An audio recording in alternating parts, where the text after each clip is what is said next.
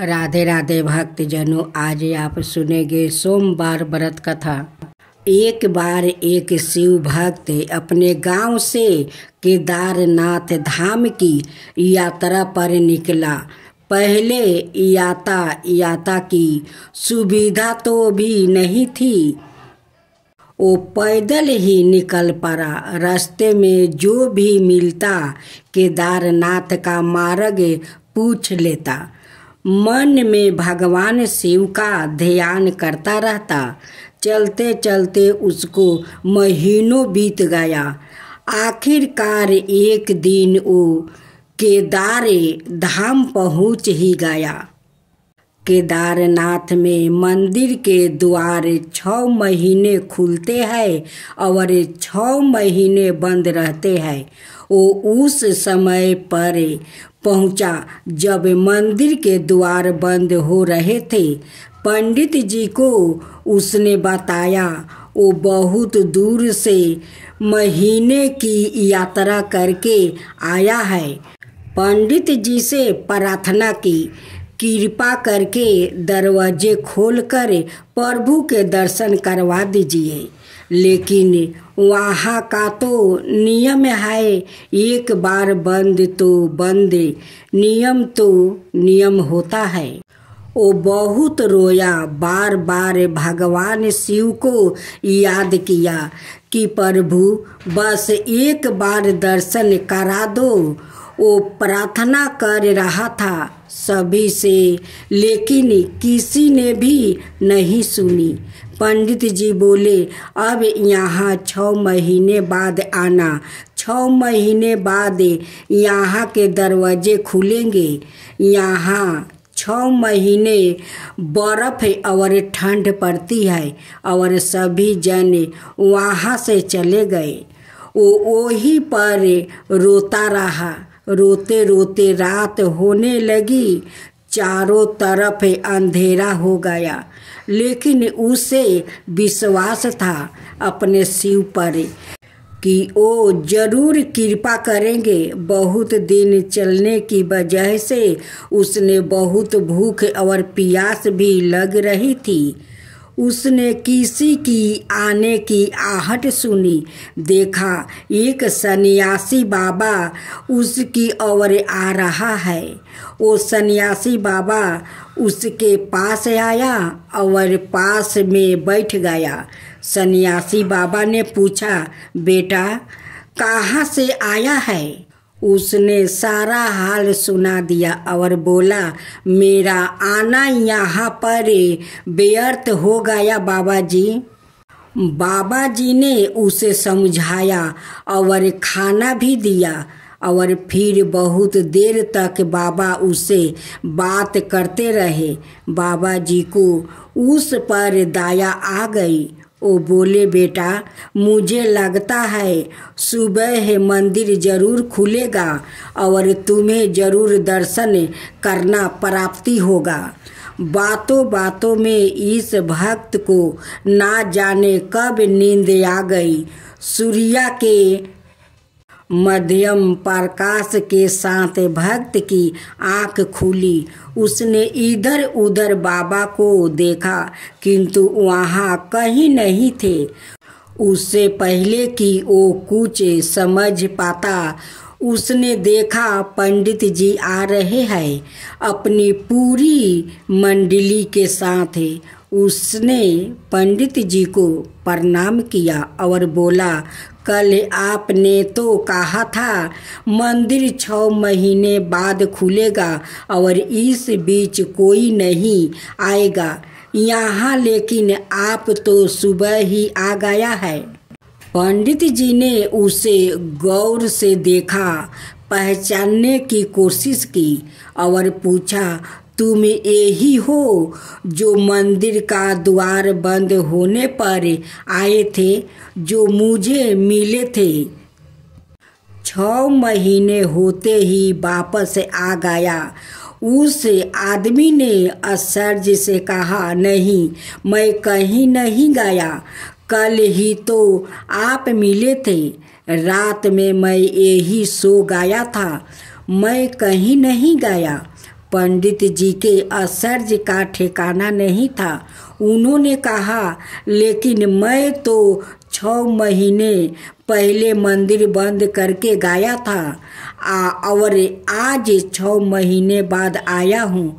तुम 6 महीने तक यहाँ पर जिंदा कैसे रह सकते हो? पंडित जी और सारी मंडली हैरान थी। इतनी सर्दी में एक अकेला बेआकित कैसे 6 महीने तक जिंदा रह सकता है?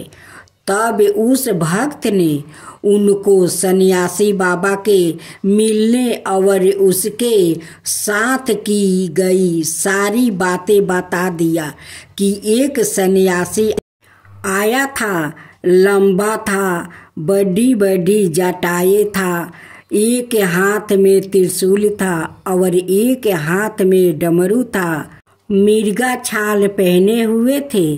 पंडित जी और सब लोग उसके चरणों में गिर गए। बोले, हमने तो जिंदगी लगा दी किंतु प्रभु के दर्शन ना पा सके। सच्चे भक्त तो तुम हो। तुमने तो साक्षात भगवान शिव के दर्शन किया है। उन्होंने ही अपनी योग माया से तुम्हारे 6 महीने को एक रात में परिवर्तन कर दिया है, कालखंड को छोटा कर दिया। यह सब तुम्हारे पवित्र मन, तुम्हारी श्रद्धा और विश्वास के कारण ही हुआ है। हम आपकी भक्ति को प्रणाम करते हैं। भोलेनाथ की जय हो, भोलेनाथ की जय हो, माता पार्वती की जय हो, माता पार्वती की जय हो। एक साहूकार था जो भगवान शिव का अनाय भक्त था। उसके पास धन धनाय किसी भी चीज की कमी नहीं थी, लेकिन उसकी कोई संतान नहीं थी और वो इसी कामना को लेकर रोज शिव जी के मंदिर जाकर दीपक जलाता था। उसके इस भक्ति भाव को देखकर एक दिन माता पार्वती ने शिव जी से कहा कि प्रभु, यह साहूकार आपका अनय भक्त है, इसको किसी बात का कष्ट है तो आपको उसे अवश्य दूर करना चाहिए। शिव जी बोले कि हे पार्वती, इस साहूकार के पास पुत्र नहीं है, यह इसी से दुखी रहता है। माता पार्वती कहती है कि हे ईश्वर, कृपा करके इसे पुत्रा का वरदान दे दीजिए। तब भोलेनाथ ने कहा कि हे पार्वती, साहूकार के भाग्य में पुत्रा का योग नहीं है। ऐसे में अगर इसे पुत्र प्राप्ति का वरदान मिल भी गया तो वो केवल 12 बरस की आयु तक ही जीवित रहेगा।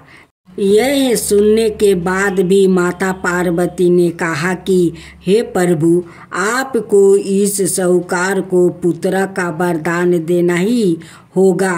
अनाथ भक्त क्यों आपकी सेवा पूजा करेंगे? माता के बार बार कहने से भोलेनाथ ने साहूकार को पुत्रा का वरदान दे दिया, लेकिन यह भी कहा कि वो केवल 12 बरस तक ही जीवित रहेगा। साहूकार यह सारी बातें सुन रहा था, इसलिए उसे ना तो खुशी हुई और ना ही दुख। वो पहले की तरह भोलेनाथ की पूजा अर्चना करता रहा। उधर सेठानी गर्भवती हुई और 9 महीने के बाद एक सुंदर सा बालक की प्राप्ति हुई।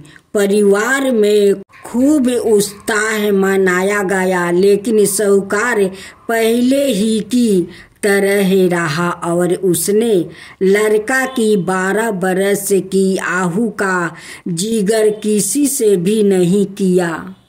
जब बालक 11 बरस की आयु हो गई तो एक दिन साहूकार की सेठानी ने बालक के विवाह के लिए कहा। तो साहूकार ने कहा कि वो अभी बालक को पढ़ने के लिए काशी जी भेजेंगे।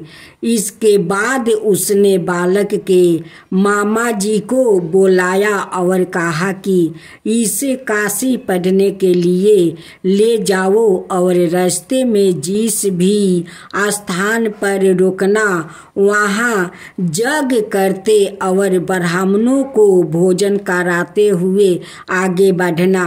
उन्होंने भी इसी तरह करते हुए जा रहे थे कि रास्ते में एक राजकुमारी का विवाह था। जिससे उसका विवाह होने वाला था वो एक आंख से काना था। तो उसके पिता ने जब अति सुंदर साहूकार के बेटे को देखा तो उनके मन में आया कि क्यों ना इसे ही घोड़ी पर बैठाकर शादी के सारे कार्य संपन्न करवा लिया जाए। तो उन्होंने मामा से बात की और कहा कि इसके बदले में वो अथाह धन देंगे। तो वो भी राजी हो गया।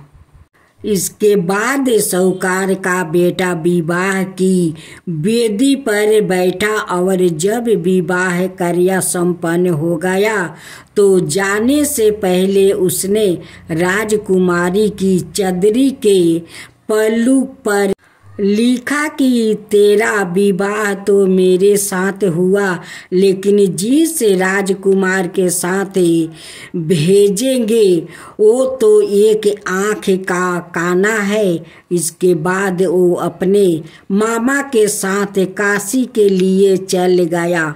उधर जब राजकुमारी ने अपनी चुनरी पर यह लिखा हुआ पाया तो उसने राजकुमार के साथ जाने से मना कर दिया। तो राजा ने भी अपनी पुत्री को बारात के साथ विदा नहीं किया। बारात वापस लौट गई। उधर मामा और भांजे काशी पहुंच गए थे। एक दिन जब मामा ने जग रचा रखा था और भांजा बहुत देर तक बाहर नहीं आए तो मामा ने अंदर जाकर देखा तो भांजे का प्राण निकल चुके थे।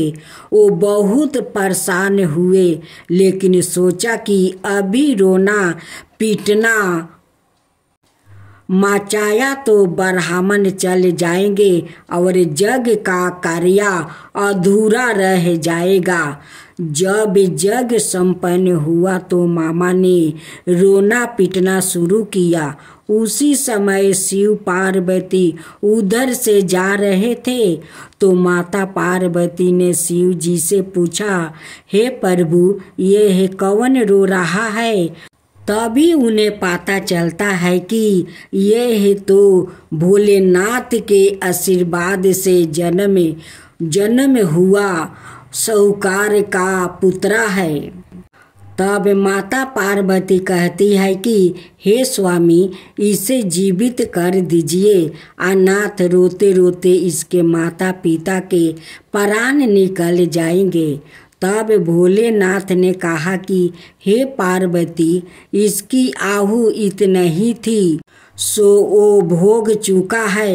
लेकिन माँ के बार बार आग्रह करने पर भोलेनाथ ने जीवित कर दिया।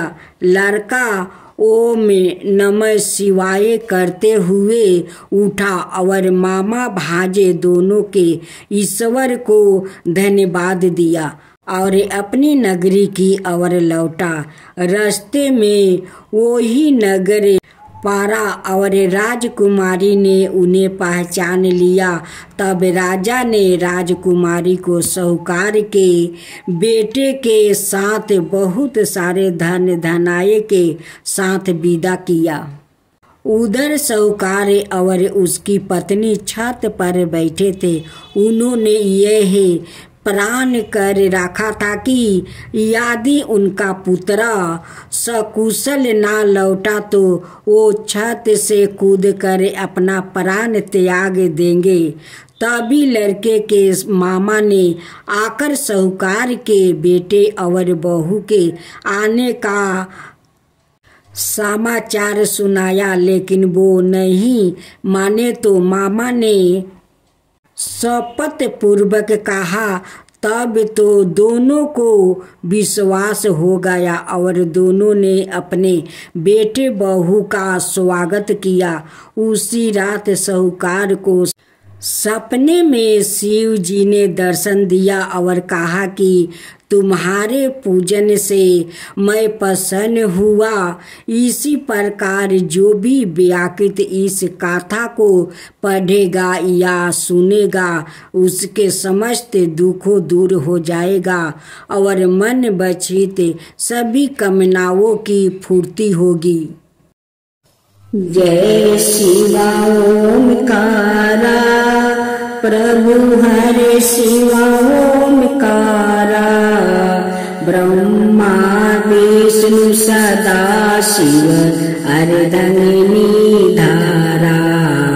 ओम जय शिवा ओमकारा एकानन चतुरानन पंचानन राजे शिव पंचानन राजे हंसासन गरुड़ासन विषवाहन साजे। ओम जय शिवा ओमकारा दो भुज चार चतुर भुज दस भुज अति सोहे तीनों रूप निरखता त्रिभुवन जन मोहे। ओम जय शिवा ओमकारा अक्षर माला बने माला मंगली माला तारी चंदन मृग मद सोहे बोले सुभिकारी। ओम जय शिवा ओमकारा श्वेतांबर पीतांबर गंबर अंगे सनिकादिक बरे मादिकी भूतादिकी संगे। ओम जय शिवा ओमकारा करिके मध्यम कमंडल चक्र त्रिशूल धरता जग करता जग भरता जग पालन करता। ओम जय शिवा ओमकारा ब्रह्मा विष्णु सदा शिव जानते अविवेका प्राण बचर के मध्यम याहे तीनों एका।